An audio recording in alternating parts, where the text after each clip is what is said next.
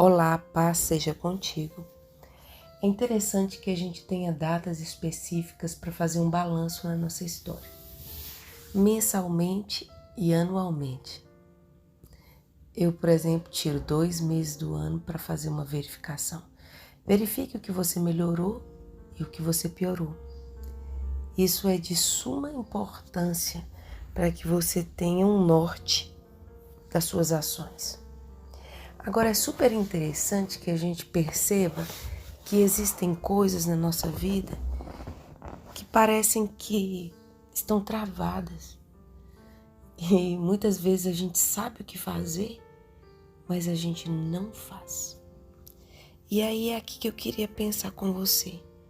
A única coisa que muda o nosso destino são nossas decisões. E existem momentos que a gente precisa de uma semente no altar de Deus. É interessante que se você estuda a Bíblia, a semente e o altar de sacrifício, eles estão em vários momentos específicos da história bíblica. Em alguns momentos, as pessoas estão pedindo para Deus um sinal, como Moisés fala, eu preciso de um sinal de que é essa terra mesmo que a gente vai possuir, de que é essa mesma a tua vontade. Aí Deus disse assim, depois que você passar o mar, você faz um altar lá para mim de 12 pedras. Peraí, mas eu estava pedindo um sinal para o Senhor e é eu que vou dar? E muitas vezes a gente sabe o que é certo fazer, mas a gente não consegue. Porque a gente ainda não tomou um passo diante do Senhor de semear no altar o nosso milagre. E ontem Deus me deu uma frase. Semente sai da gente, mas nasce de Deus para mudar o nosso destino. Ou para selar o nosso destino. Porque a semente é um selo de algo que eu entrego ou um selo de algo que eu recebo. Tenha atenção, porque existem coisas na sua vida que só vão mudar depois de uma semente no altar. E uma semente sobrenatural abre caminhos sobrenaturais. Mateus capítulo de número 22. Jesus lhes falou novamente por parábolas, dizendo, o reino dos céus é como um rei que preparou um banquete de casamento para seu filho. Enviou seus servos aos que tinham sido convidados para o banquete, dizendo-lhes que viessem, mas não quiseram vir. De novo enviou outros servos e disse, digam aos que foram convidados que preparei meu banquete. Meus bois e meus novilhos gordos foram abatidos e tudo está preparado. Venham para o banquete de casamento. Mas eles não lhes deram atenção e saíram para o seu campo, outro para seus negócios.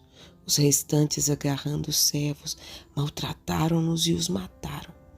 O rei ficou irado, enviando seu exército, destruiu aqueles assassinos e queimou a cidade deles. Então disse aos seus servos, o banquete de casamento está pronto, mas os meus convidados não eram dignos. Vão às esquinas e convidem para o banquete todos os que vocês encontrarem. Então os servos saíram para as ruas e reuniram todas as pessoas que puderam encontrar, gente boa e gente má, e a sala do banquete de casamento ficou cheia de convidados. Mas quando o rei entrou para ver os convidados, notou ali um homem que não estava usando veste nupcial. E lhe perguntou, amigo, como você entrou aqui sem veste nupcial? O homem emudeceu. Então o rei disse aos que serviam, amarrem-lhe as mãos e os pés e lancem-no para fora, nas trevas. Ali haverá choro e ranger de dentes, pois muitos são chamados, mas poucos são escolhidos. Então os fariseus saíram e começaram a planejar um meio de enredá-lo.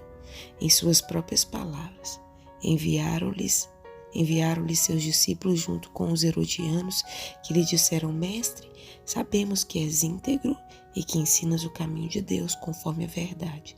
Tu não te deixas influenciar por ninguém, porque não te prendes à aparência daqueles dos homens. Dize-nos, pois, qual é a tua opinião? É certo pagar imposto a César ou não? Mas Jesus, percebendo a má intenção deles, perguntou: Hipócritas, por que vocês estão me pondo à prova? Mostrem-me a moeda usada para pagar o imposto. Eles lhe mostraram um denário. E ele lhes disse: De quem é essa imagem e essa inscrição? De César, responderam eles. E ele lhes disse: Então, deem a César o que é de César, e a Deus o que é de Deus. Ao ouvirem isso, eles ficaram admirados, deixando, retiraram-se. Naquele mesmo dia, os saduceus, que dizem que não há ressurreição, aproximaram-se dele com a seguinte questão: Mestre, Moisés disse que se um homem morrer sem deixar filhos, seu irmão deverá casar-se com a viúva e dar-lhe descendência. Então entre nós havia 7